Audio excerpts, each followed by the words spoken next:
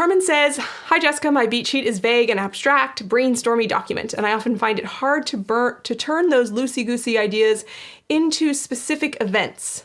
How do you translate your beats into concrete scenes? Do you look to character and motivation to come up with something? Does the setting give you ideas? Do your scenes flow from the plot itself? Thanks." So that's a great question. I will say that some scenes come to me like that, you know, like I know exactly what I want the break into two to look like. And I can sit down and I can just write it. It doesn't always come out the way I think it does, but some scenes do kind of come to me that way. Some scenes I'm just like, I have no idea what to do here.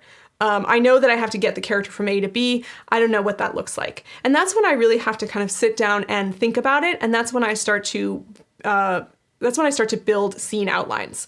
And that really helps me nail down what I want my scene to look like and help me just brainstorm what it should look like. So scene outlines, I treat a lot like beat sheets. So if you haven't already seen my blog post or my YouTube video about scene beat sheets, definitely do a search for those and find them, or if somebody can find them and put them in the comments, that would be great. So I wrote a whole thing about how you can use Save the Cat to write scenes, and how scenes actually break down with many of the beats that the Save the Cat, a full novel, has. So I will often break down the scene that I want to write into this little mini scene beat sheet, and that kind of helps me just figure out what are the beats of the scene, what's the catalyst of the scene, like what's going to kind of launch the scene into action, what does the character want to get out of this scene, which is going to really fuel the sort of heart of the scene, like the kind of the middle act 2 part of the scene. And then what happens at the quote, all is lost, when they don't achieve something, or when some surprise comes that kind of thwarts them in whatever they're trying to do. So I find that the scene beat sheet really helps me get through those things. The other thing that I do to kind of create scenes out of beats is just following the cause and effect of the plot. So every time you write a plot, everything has to follow some sort of cause and effect. The scene that you're writing now has to somehow be related to something you've written in the past.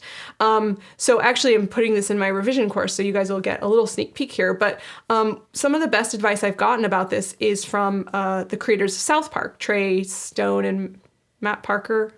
Trey Parker, Matt Stone, I think it's that one.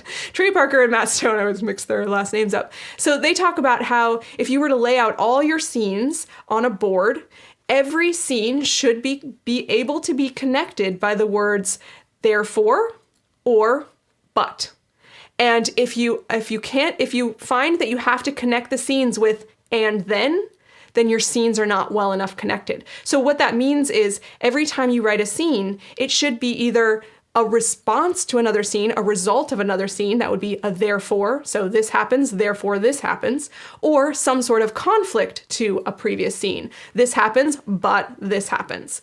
And if you're finding yourself having to go, and then this happens, then the thing that you're writing after the and then is probably not enough related to something else. So I kind of try to follow that pattern and make sure that every scene is leading to the next. Every scene is setting up the next scene's goal, or the next scene's conflict, or the next scene's direction. So hopefully that helps a little bit to get you started. If you enjoyed this video, we've got a lot more on writingmastery.com. Check the description for links to our blog, free writing tools, and more. Happy writing.